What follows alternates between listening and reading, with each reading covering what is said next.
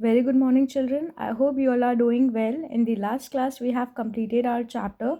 It was a poem, The Hopping Frog. Now we are going to start with the next poem, that is the microbe. Do you know what is a microbe or a microorganism?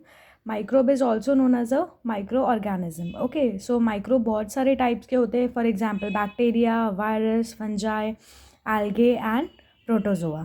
So this poem is written by Hilaire Belloc. He is a French poet. Okay, so it is divided into two paragraphs, and it is completely based on microbe or microorganism and how do they look about their characteristics and everything. Okay, so microbe क्या होते हैं जिन्हें हम हिंदी में germs कहते हैं या कीटाणु कहते हैं. Okay, so let's just begin. The microbe is very small. You cannot make him out at all.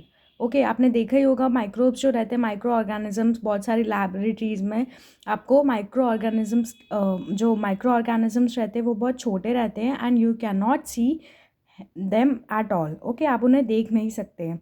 But many sanguine people hope to see him through a microscope. Many sanguine people hope, लेकिन बहुत सारे जो sanguine people रहते हैं, what does sanguine people means? That means cheerful, optimistic. मतलब बहुत ज़्यादा जो पॉजिटिव रहते हैं, पॉजिटिव एस्पेक्ट रखते हैं लाइफ के थ्रू, उन्हें हम बोलते हैं सैंग्विन पीपल. ओके, जो बहुत ज़्यादा अच्छी चीज़ें एक्सपेक्ट करते हैं होने की और जो सक्सेसफुल हों. So that means sanguine people जो लोग रहते हैं hope to see through a microscope. उन्हें वो माइक्रोस्कोप की मदद से देखने की कोशिश करते हैं सारे माइक्रोब्स को.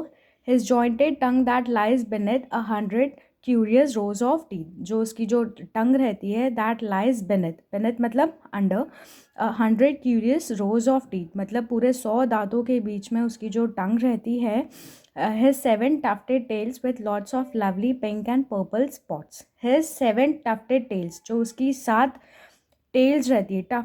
tufted here means with hair tied together, मतलब उसके टेल्स के ऊपर बहुत सारे हेयर्स रहते हैं with lots of lovely pink and purple spots.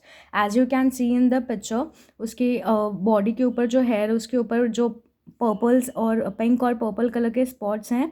So this is what the poet is talking about, purple and pink spots on each of which a pattern stands composed of 40 separate bands. ठीक है, जो भी उसके body पे जो patterns हैं वो पूरे 40 टाइप्स के हैं, 40 सेपरेट बैंड्स के हैं, अलग अलग टाइप्स के उसके बॉडी पे. His eyebrows of a tender green hair means soft also, and according to the paragraph tender means exact green. उसकी जो आईब्रोज है वो पूरी एग्जैक्ट ग्रीन कलर में है.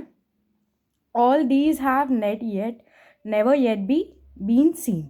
लेकिन जो पोएट है वो कहते हैं हमने इसके बारे में कभी all these have yet been seen, हमने नहीं देखा है. एंड वी डोंट नो कि whether a microbe is like this और not, but scientist who ought to know, लेकिन जो भी साइंटिस्ट है इस बारे में जानना चाहते हैं, जो विलिंग हैं, assure us that they must be so, वो हमें एश्योर करते हैं कि वो ऐसे ही होंगे.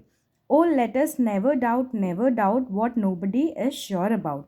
लेकिन हमें डाउट नहीं करना चाहिए कि जो माइक्रोब्स हैं वो ऐसे ही होते होंगे, लेकिन हमें पता भी नहीं है. We are not even sure about that और what nobody is sure about. लेकिन वी ऑल नो दैट कि हमें माइक्रोब्स को, माइक्रो ऑर्गेनिज्म को एक माइक्रोस्कोप, इट्स अ इंस्ट्रूमेंट जिसकी मदद से हम उन्हें माइक्रोब्स को देखते हैं, तो हम इस बारे में श्योर नहीं है. So we should not even doubt about that thing. Okay, so the poet is written by Hilaire Belloc. He is a French poet, and he has described us the character of a microbe, that how we can see the micro organisms, उसकी body कैसी रहती है, उसके body पे कितने types के pattern रहते हैं, उसकी जो आईब्रोज रहती हैं वो पूरी ग्रीन कलर में रहती हैं.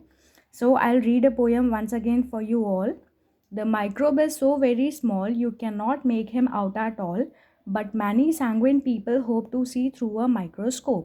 His jointed tongue that lies beneath 100 curious rows of teeth, his 7 tufted tails with lots of lovely pink and purple spots, on each of which a pattern stand composed of 40 separate bands.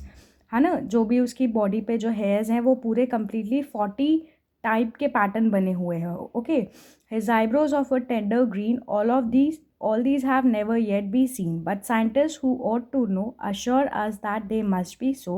Oh, let us never doubt what nobody is sure about. So this is all for today, children. It was a complete poem, and the poet was Hilar Balak.